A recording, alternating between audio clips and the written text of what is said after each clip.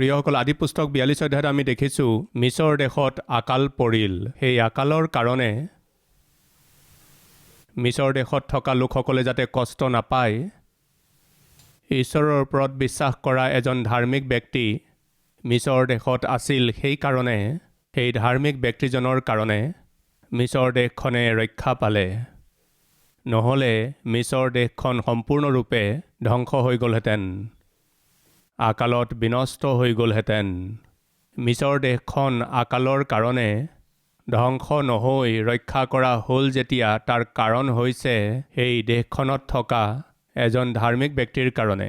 প্ৰিয় ভাই আৰু প্ৰিয় ভনী, এজন ধাৰ্মিক ব্যক্তিৰ জীৱনে তেওঁৰ পৰিয়ালক ৰক্ষা কৰে।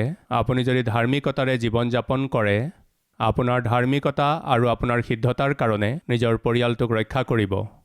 নোহে নিজৰ ধাৰ্মিকতাৰ কাৰণে নিজৰ পৰিয়ালটোক ৰক্ষা কৰিব পাৰিলে। আব্ৰাহামে নিজৰ ধাৰ্মিকতাৰ কাৰণে নিজৰ পৰিয়ালটোক ৰক্ষা কৰিব পাৰিলে। যোচেফে নিজৰ ধাৰ্মিকতাৰ কাৰণে গোটেই মিছৰ দেশখনকেই ৰক্ষা কৰিব পাৰিলে। আৰু ইমানেই নহয়, তাৰ পাছত নিজৰ গোটেইকেইজন ককায়েকক আৰু নিজৰ পিতৃৰ পৰিয়ালৰ গোটেইবোৰ লোকক ৰক্ষা কৰিব পাৰিলে। ধাৰ্মিকতা আৰু সিদ্ধতাৰে চলাটো বৰ ডাঙৰ আশীৰ্বাদ। বাইবেলে কৈছে, জিহুৱাৰ দৃষ্টি গোটেই পৃথিৱীতে এইকাৰণে ভ্ৰমি ফুৰে যাতে নিষ্কপট লোকসকলৰ সহায় কৰে। আপোনালোকৰ কিছুমানক শয়তানে কৈছে নহয়, ধাৰ্মিকতাৰ জীৱন যাপন কৰিলে কি লাভ? এই পাপৰ জগতখনত পাপৰ লোকসকলৰ মাজত পবিত্ৰতাৰে চলিলে কি লাভ? কাৰণ মইমতালিৰে চলা লোকে, অন্যায়েৰে চলা লোকে, অধাৰ্মিকতাৰে চলা লোকে সহজতে ধন আৰ্জি আছে, আৰামৰ জীৱন যাপন কৰি আছে, সুখৰ জীৱন যাপন কৰি আছে। সততাৰে চলাৰ দ্বাৰা, সিদ্ধতাৰে চলাৰ দ্বাৰা আনকি মই নিজৰ দৰমহাও বঢ়াব নাই পৰা আৰু প্ৰমোচনো মই পাব পৰা নাই, আনকি গাড়ী এখনো কিনিব পৰা নাই, ঘৰটোও বনাব পৰা নাই। কিন্তু মোৰ সহকৰ্মীসকল মোতকৈও বহুত আগবাঢ়ি গ'ল। সকলো আৰ্জিলে, সকলো উপভোগ কৰি আছে, কিন্তু মই হ'লে এতিয়ালৈকে দৰিদ্ৰ হৈয়ে আছোঁ। কি লাভ? আপুনি এইদৰে ভাবি আছে নেকি? আজি আপোনাৰ চাৰিওফালে থকা লোকসকলে সুখভোগ কৰি থকা আপুনি দেখা পাব পাৰে, আনন্দ কৰি থকা দেখা পাব পাৰে, কিন্তু লাজাৰ দৰিদ্ৰ আছিল, আনকি খাবলৈকৈ একো নথকা দৰিদ্ৰ আছিল, কিন্তু ধাৰ্মিকতাৰ জীৱন কটালে। সেই লাজাৰেই এজন ধনী লোকৰ মেজৰ পৰা পিঠা খাই জীৱন কটালে। কিন্তু ধনী মানুহজনৰ কি হ'ল? তেওঁ প্ৰতিদিনে সুখ ভোগ কৰি জীৱন কটালে। তেতিয়া লাজাৰেতো ভাবিব লাগিছিল নহয়, প্ৰভু, মইতো ধাৰ্মিকতাৰে চলি আছোঁ, মই এইদৰে দৰিদ্ৰ হৈ কিয় কষ্ট পাই আছোঁ? অন্যায়েৰে চলা সেই ব্যক্তিজন এজন ধনী হিচাপে কিমান যে উন্নতি কৰিছে। এয়া কিহৰ পক্ষপাত? এয়া কেনেকুৱা অন্যায়? এয়া কেনেকুৱা অধৰ্ম? এনেকুৱা প্ৰশ্ন সেই লাজাৰৰ মনতো আহিব লাগিছিল নহয়, কিন্তু অহা নাছিল। কি কাৰণে? কাৰণ লাজাৰে জানিছিল যে তেওঁৰ জীৱন অতি চুটি, কিন্তু যিটো জীৱন তেওঁ পাবলৈ গৈ আছে সেইটো অতি বিশাল, অনন্তকলীয়া জীৱন, সদাকালৰ জীৱন। সেইকাৰণে সেই লাজাৰে চকুৰে দেখা জগতখনত বিশ্বাস নকৰি যিটো জীৱন তেওঁ চকুৰে দেখা পোৱা নাছিল, সেই অনন্ত জীৱনত তেওঁ বিশ্বাস কৰিলে আৰু ঈশ্বৰৰ ৰাজ্যত বিশ্বাস কৰিলে। সেইকাৰণে তেওঁ দৰিদ্ৰ হৈও নিজৰ বিশ্বাসক এৰি নিদিলে। তাৰ পাছত কি হ'ল? তেওঁৰ আগতেই ধনী ব্যক্তিজনে সুখ ভোগ কৰি আছিল আৰু তেওঁ কষ্ট পাই আছিল, তথাপি তেওঁ নাকান্দিলে, চিন্তা নকৰিলে, ব্যাকুল নহ'ল। তেওঁ এইবুলি কোৱা নাছিল, ধাৰ্মিকে পিঠাৰ টুকুৰা পাব আৰু অধাৰ্মিকে ৰুটি পাব, এই অন্যায় কিয়? এইবুলি প্ৰশ্ন কৰা নাছিল। অৱশেষত সময় আহি গ'ল, এদিন সেই দৰিদ্ৰ লাজাৰ মৰিল আৰু তাৰ পাছত সেই ধনী ব্যক্তিজনো মৰিল। কিন্তু যিজনে নিজৰ ধাৰ্মিকতা আৰু সিদ্ধতাৰ ৰক্ষা কৰিলে, সেই লাজাৰ হ'লে সেই অনন্ত স্বৰ্গত স্বৰ্গদূতৰ দ্বাৰা আব্ৰাহামৰ কোলালৈ সেই লাজাৰক নিয়া হ'ল।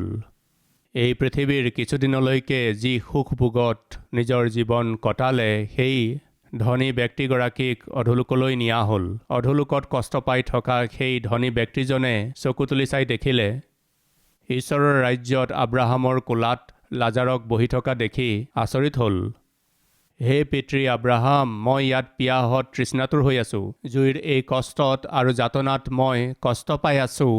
য়েছ, এই পৃথিৱীত সুখ ভোগ অভিলাষত থকা ব্যক্তিজনে পিছত কষ্ট পাব।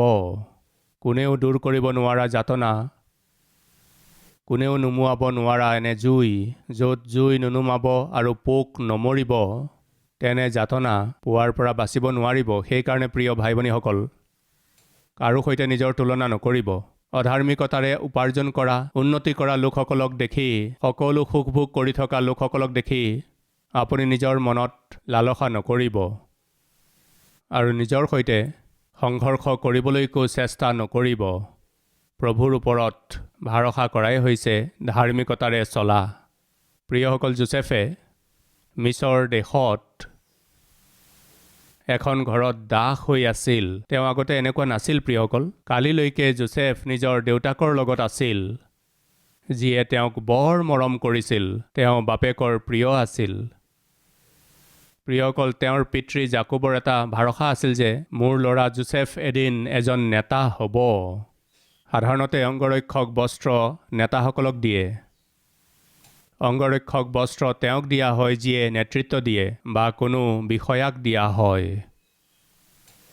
তেওঁৰ পুতেক এদিন নেতা হ'ব, নেতৃত্ব দিব, বিষয়া হ'ব। নাজানো কিয় জাকোবৰ বিশ্বাস আছিল, হয়তো সেইকাৰণে অংগৰক্ষক বস্ত্ৰ দিলে। এইদৰে আশা মনত পুহি ৰখা জাকোবৰ পৰা যোচেফক দূৰ কৰা হ'ল। অংগৰক্ষক বস্ত্ৰ পিন্ধি বৰ আৰামেৰে জীৱন কটোৱা যোচেফৰ জীৱনলৈ কষ্ট আহিল। হঠাতে তেওঁৰ অৱস্থা সম্পূৰ্ণ সলনি হৈ গ'ল। কালিলৈকে ৰাজকুমাৰৰ দৰে জীৱন কটালে, কিন্তু হঠাতে এজন দাস হিচাপে এখন ঘৰত তেওঁ কাম কৰিব লগা হ'ল। পৰিস্থিতি সলনি হৈ গ'ল প্ৰিয়সকল। হয়তো এটা সময়ত আপুনি ভাল জীৱন এটা কটালে, আৰ্থিকভাৱে আপুনি ধনী আছিল, ভাল ঘৰ এটাত আপুনি আছিল, আপোনাৰ অৱস্থা ভাল আছিল, আপুনি ভাল কাপোৰ পিন্ধিছিল, ভাল জোতা পিন্ধা ব্যক্তি আছিল, ভাল ভাল গাড়ীত যোৱা, ভাল ভাল ঘৰত থকা ব্যক্তি আছিল। কিন্তু আজি পৰিস্থিতি সলনি হৈ গ'ল, নষ্ট হৈ গ'ল। আপুনি যাক আধাৰ কৰিলে আৰু আপুনি যাৰ ওপৰত ভিত্তি কৰি জীৱন কটালে, এটাৰ পাছত এটা সকলোৱেই আপোনাক এৰি গুচি গ'ল। আজি আপুনি ভেটি নোহোৱা অৱস্থাত গৈ পাইছে। আজি পৰিস্থিতি ঠিক নহয়। আপোনাৰ জীৱনত অতীতত থকা বিষয়বোৰ আজি দেখা পোৱা নাই। চকু মেলিয়ে আপুনি সন্মুখত এচি দেখিছিল, চকু মেলিয়েই সন্মুখত ফ্ৰিজ দেখিছিল, চকু মেলিয়েই সন্মুখত স্মাৰ্ট টিভি দেখা পাইছিল, চকু মেলিয়েই আপোনাৰ সন্মুখত টকা আৰু সুন্দৰ ঘৰ দেখিছিল। কিন্তু আজি স্থিতি ঠিক নহয়। তেতিয়া আপুনি প্ৰশ্ন কৰিব পাৰে, ব্ৰাদাৰ, মোৰ ক্ষেত্ৰত এনেকুৱা কিয় হ'ল? মোৰ অৱস্থা হঠাৎ এনেকুৱা কিয় হ'ল? কিয় এনেকুৱা হ'ল? প্ৰিয়সকল, যোচেফৰ অৱস্থাও হঠাতে এইদৰে নষ্ট হৈ গৈছিল। একোৱেই যোচেফৰ ভাল লগা নাছিল। এখন ঘৰত তেওঁ দাস হ'ল আৰু তাৰ পাছত সততাৰে আৰু সিদ্ধতাৰে পৰিশ্ৰমেৰে কাম কৰাৰ কাৰণে সেই ঘৰখন পৰিচালনা কৰাৰ স্তৰলৈকে তেওঁ গৈ পালে। সেই ঘৰত তেওঁ সততাৰে যেতিয়া নিজৰ দায়িত্ব পালন কৰি আছিল, তেতিয়া তেওঁ কোনো পাপ কৰা নাছিল, কিন্তু অন্যায়েৰে বন্দীশালত সুমুৱাই থোৱা হ'ল। বন্দীশালত তেওঁ কিমান বছৰ থাকিল আমি নাজানো, কিন্তু কিছু বছৰলৈকে যোচেফ বন্দীশালত অধৰ্ম আৰু অন্যায়েৰে তেওঁৰ ভৰিত বান্ধি থোৱা শিকলিবোৰৰ কাৰণে তেওঁ দুখ পালে, কষ্ট পালে। আপুনি ক'ব পাৰে, ব্ৰাদাৰ, যোচেফৰ ভৰিবোৰ শিকলিৰে বন্ধা হৈছিল আৰু সেই শিকলিৰ কাৰণে তেওঁ কষ্ট পাইছিল এইবুলি আদিপুস্তকততো আমি দেখিবলৈ পোৱা নাই। তেন্তে যোচেফে শিকলিৰ কাৰণে কষ্ট পাইছিল তেনেকুৱা আপোনাৰ কিয় লাগিল? বাইবেলখন এখন অদ্ভুত গ্ৰন্থ। এই অদ্ভুত গ্ৰন্থখন আমি যদি সাৱধানতাৰে চালি জাৰি চাওঁ, দেখিব এজন ব্যক্তিৰ বিষয়ে সেই অঞ্চলসমূহৰ পুস্তকসমূহত অদ্ভুত ৰূপে লিখা যায়। এটা পদ দেখুৱাম আহক। গীতমালা 105:17 নম্বৰ পদৰ পৰা, তেওঁ সিবিলাকৰ আগেয়ে এজন মানুহ পঠালে,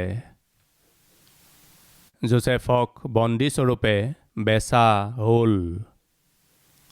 সিহঁতে তেওঁৰ ভৰিত বেদীৰে দুখ দিলে, তেওঁক লোহাৰ শিকলিৰে বন্ধা হ'ল। তেওঁৰ বাক্য সিদ্ধ নোহোৱালৈকে জিহুৱাৰ বাক্যই তেওঁক পৰীক্ষা কৰিলে পৰীক্ষা যোচেফ পৰীক্ষাৰ মাজেৰে গৈ আছিল সকলো হেৰুৱাই পেলাইছিল পৰীক্ষা তেওঁ এজন দাস হ'ব লগা হ'ল পৰীক্ষা অন্যায়েৰে তেওঁক দোষী কৰা হ'ল পৰীক্ষা তেওঁ একো ভুল কৰা নাছিল তথাপিও তেওঁ চাকৰি হেৰুৱাব লগা হ'ল পৰীক্ষা তেওঁ নিজৰ পোষ্ট আৰু পদবী হেৰুৱালে আৰু এতিয়া তেওঁ বন্দীশাললৈকে গৈ পালে পৰীক্ষা সকলোৰ পৰা দূৰ হৈ গ'ল অকলশৰীয়া হৈ পৰিল পৰীক্ষা আজি মোৰ প্ৰিয় ভাই ভনীসকল যদি আপুনি ঈশ্বৰৰ ওপৰত বিশ্বাস কৰে সিদ্ধতা আৰু ধাৰ্মিকতাৰে চলা বিশ্বাসী হয় যদি আজি আপোনাৰ জীৱনৰ প্ৰত্যেক বিপৰীত পৰিস্থিতিবোৰ আপোনাৰ বাবে ঈশ্বৰৰ হাতত ডাঙৰ আঁচনি আছে সেইকাৰণে এই পৰীক্ষাবোৰ আপোনালৈ আহিছে চাকৰি হেৰুৱালে পৰীক্ষা প্ৰিয় ভাই আপুনি চাকৰি হেৰুৱালেনে প্ৰিয় ভনী আপুনি চাকৰি হেৰুৱালেনে মদ্যপান কৰি নিচাসক্ত হৈ কোনো মহিলাক অশালীন ব্যৱহাৰ কৰি তেওঁৰ গাত হাত দি বা কাৰোবাক ভুল মেছেজ পঠায় এনেকুৱা বেয়া কাম কৰি যদি চাকৰি গৈছে তেন্তে বেলেগ কথা নিজৰ পত্নীক পৰীক্ষা বুলি নক'ব চোৱা মই কৈছিলোঁ নহয় এয়া পৰীক্ষা ভুল কাম কৰাৰ কাৰণে চাকৰি হেৰুৱাই তাক পৰীক্ষা বুলি নক'ব যদি আপুনি সিদ্ধতাৰে সততাৰে চলি থাকোঁতেও যদি হঠাতে চাকৰি হেৰুৱাব লগা হয় এয়া পৰীক্ষা হয়তো ঈশ্বৰে আপোনাক পৰীক্ষা কৰি আছে চালিজাৰি চাই আছে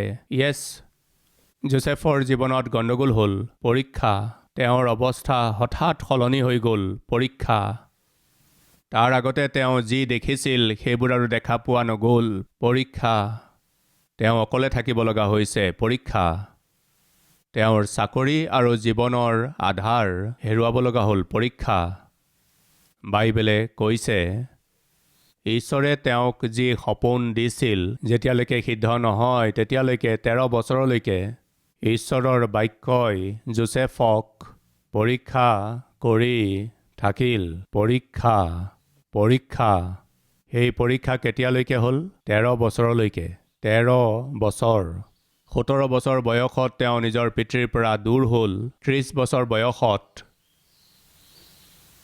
মিছৰ দেশত শাসন কৰিব পৰাৰ দৰে উত্তম স্থানলৈ তেওঁ গৈ পালে প্ৰিয় ভাই আৰু ভনী এই 13 বছৰীয়া পৰীক্ষাত যোচেফ পাছ হৈ গ'ল তেতিয়া আপুনি ক'ব পাৰে 13 বছৰ কাল বৰ টান ব্ৰাদাৰ সেয়া নিৰ্ভৰ কৰে যে আপুনি অনাগত সময়ত কি হ'ব বিচাৰে আপুনি যি হ'ব বিচাৰে যি স্তৰলৈকে আপুনি গৈ পাব বিচাৰে তাৰ ওপৰতে আপোনাৰ পৰীক্ষাই ভিত্তি কৰে 10ম শ্ৰেণী যথেষ্ট বুলি যদি ভাবে তেন্তে 10 বছৰ পৰীক্ষা থাকিব দ্বাদশ শ্ৰেণীয়ে যথেষ্ট বুলি যদি ভাবে তেন্তে 12 বছৰলৈকে পৰীক্ষা হ'ব কেৱল ডিগ্ৰী হ'লেই যথেষ্ট বুলি যদি ভাবে তেতিয়া 15 বছৰ পৰীক্ষা থাকিব কিন্তু পিজি কৰিবলৈ হ'লে 17 বছৰলৈকে পৰীক্ষা হ'ব আৰু যদি উচ্চ শিক্ষা ল'বলৈ বিচাৰে তেন্তে আৰু বহুতো পৰীক্ষা থাকিব আপুনি যি স্তৰলৈকে যাব বিচাৰে সেই স্থানৰ ওপৰতেই আধাৰ কৰি আছে আপোনাৰ পৰীক্ষাই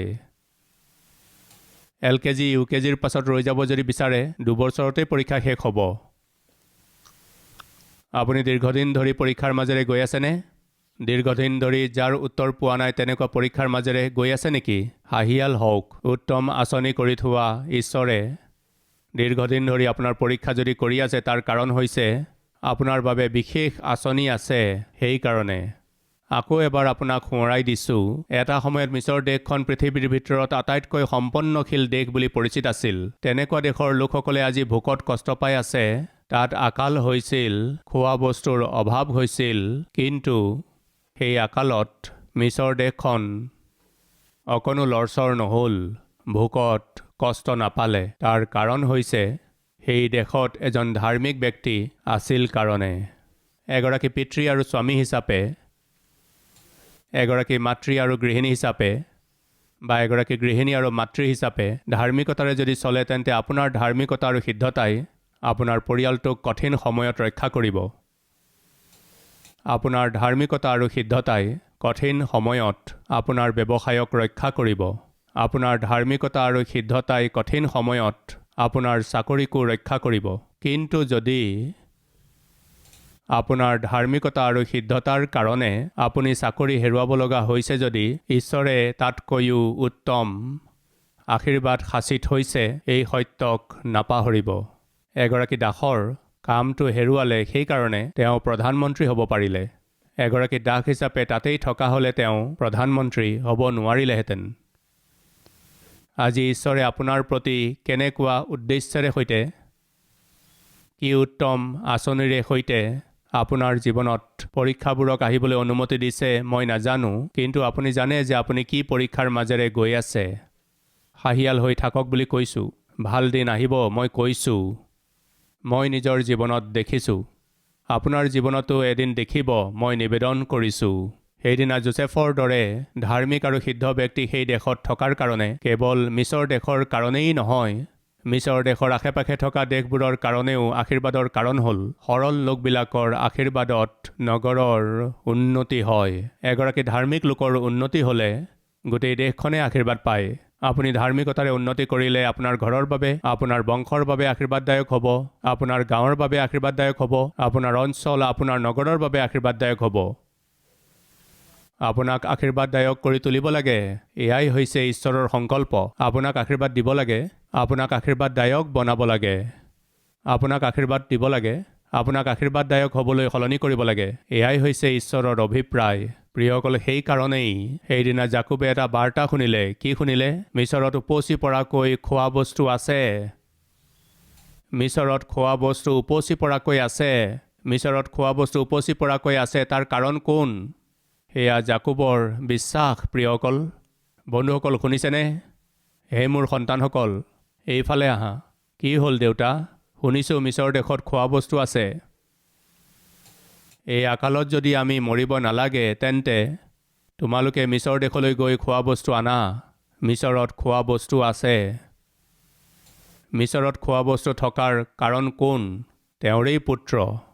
তেওঁৰেই পুত্ৰ। যি পুত্ৰই ধাৰ্মিকতাৰে চলিলে তেওঁৱেই এতিয়া বাপেকৰ সহায় হৈছে। যি পুত্ৰই ধাৰ্মিকতা আৰু সিদ্ধতাৰে চলিলে তেওঁৱেই নিজৰ ককায়েকহঁতৰ সহায় হ'বলৈ গৈ আছে। ধাৰ্মিকতা আৰু সিদ্ধতাৰে যিয়ে চলিলে সেই পুত্ৰই নিজৰ গোটেই পৰিয়ালৰ বাবে অন্নদাতা হ'বলৈ গৈ আছে। কিমান যে অদ্ভুত কথা। ঈশ্বৰে আপোনাক, ভাই শুনি আছেনে? ভনী শুনি আছেনে? আপোনাক যোচেফৰ স্থানত দেখা পাবলৈ বিচাৰি আছে, আশা কৰিছে।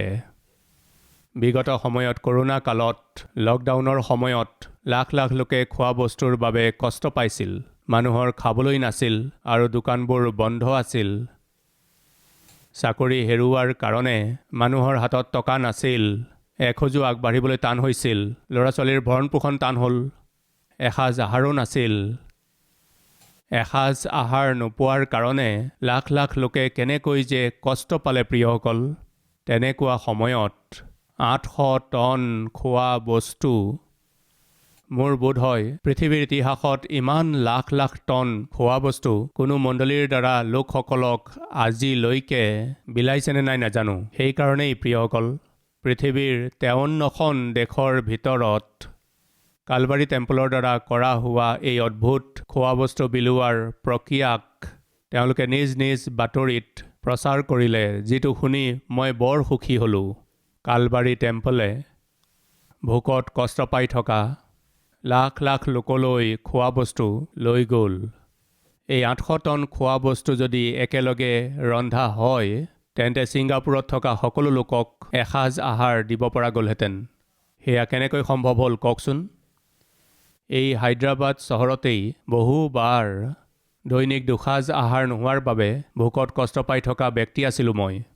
কিছুমান বিষয়ত মই ইমান কষ্টৰ মাজেৰে গৈছিলোঁ যে গোৱালে আহি গাখীৰৰ পেকেট দি গ'ল। ঠিক আছে, ৰাতিপুৱা উঠি সেই গাখীৰখিনি গৰম কৰিবলৈ যেতিয়া গৈছিলোঁ, দিয়া চলাই নাছিল। দিয়া চলাই কিনিম বুলি ভাবি মই নিজৰ পকেটত বিচাৰোঁতে এটকাও নাপালোঁ।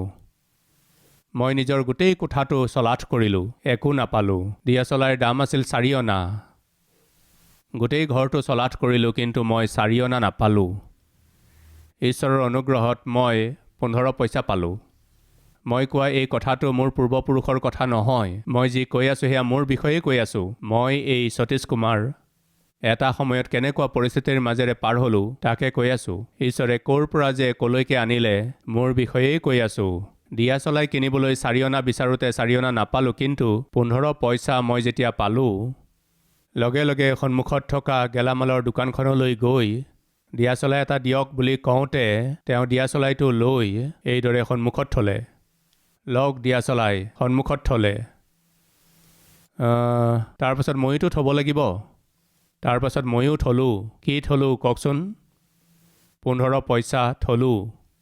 সেই ব্যক্তিজনে দেখি 15 পইচা কিয় দিছে? দিয়াচলাইৰ দাম 4 অনা। দিয়াচলাইৰ দাম 25 পইচা। 25 পইচা দিয়া এই বুলি ক'লে। তেতিয়া মই তেওঁক ক'লোঁ, আপোনাৰ দিয়াচলাইৰ বাকচটো আপুনি থওক।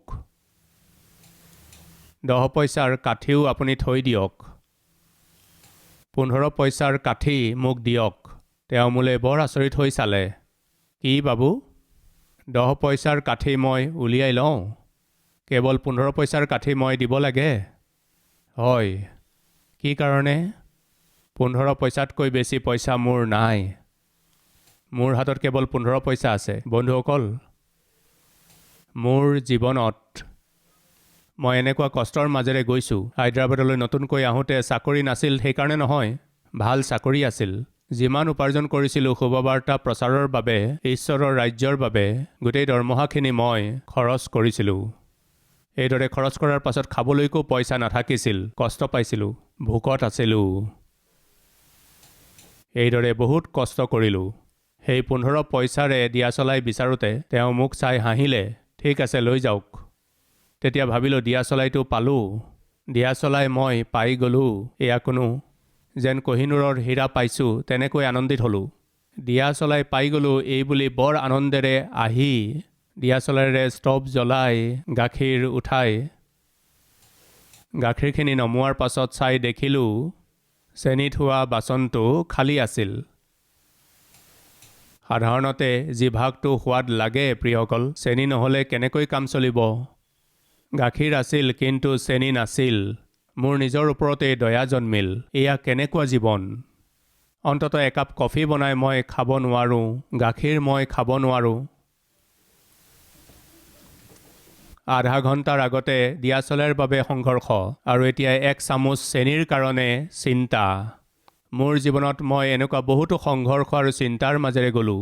আজি সেই সতীশ কুমাৰেই ঈশ্বৰৰ হাতত সমৰ্পিত হৈ ঈশ্বৰৰ ইচ্ছা অনুসৰি পৰিচৰ্যা কৰাত, সেই পৰিচৰ্যা আজিৰ তাৰিখত 8 লাখ কেজি আহাৰ আমাৰ কালবাৰী টেম্পলৰ অদ্ভুত আত্মিক লোকসকলক, তাৰ মানে মোৰ ভাই আৰু ভনীসকলক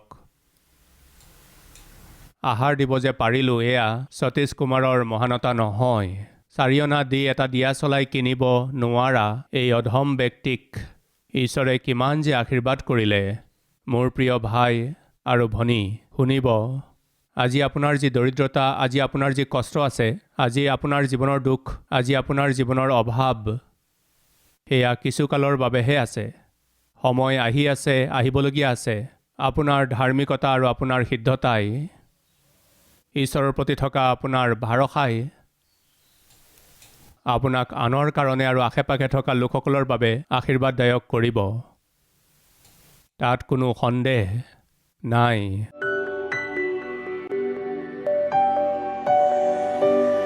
মহান পবিত্ৰ প্ৰেমময় পিতৃ ঈশ্বৰ, আপোনাৰ পবিত্ৰ উপস্থিতিত আপোনাৰ পবিত্ৰ বাক্যৰ দ্বাৰা আমাক দৰ্শন দিয়াৰ বাবে আমি আপোনাক ধন্যবাদ জনাইছোঁ। সুন্দৰ আত্মিকতা আৰু স্বাস্থ্য, আৰ্থিক সবলতা, পৰিয়ালত সুখ, সকলোকে উদ্ধাৰ, স্থিৰ চাকৰি, ব্যৱসায়ত আশীৰ্বাদ, সন্তানবিলাকৰ অদ্ভুত ভৱিষ্যত আপুনিয়েই প্ৰদান কৰক। আমাৰ পৰিচৰ্যাত আমাৰ লগত থাকি আশীৰ্বাদ কৰক। পিতৃ, আমাৰ দেশখনক, আমাৰ নগৰখনক পিতৃ আশীৰ্বাদেৰে সমৃদ্ধিৰে পৰিপূৰ্ণ কৰক। পিতৃ, আমি আপোনাৰ সকলোবোৰ আশীৰ্বাদ পাই আমি আপোনাৰ পৰিচৰ্যা কৰিবলৈ দয়া কৰক। যীশু খ্ৰীষ্টৰ নামেৰে মাগিছোঁ পিতৃ। हमारा address Calvary, post box number 30, Kukatpally, Hyderabad 72।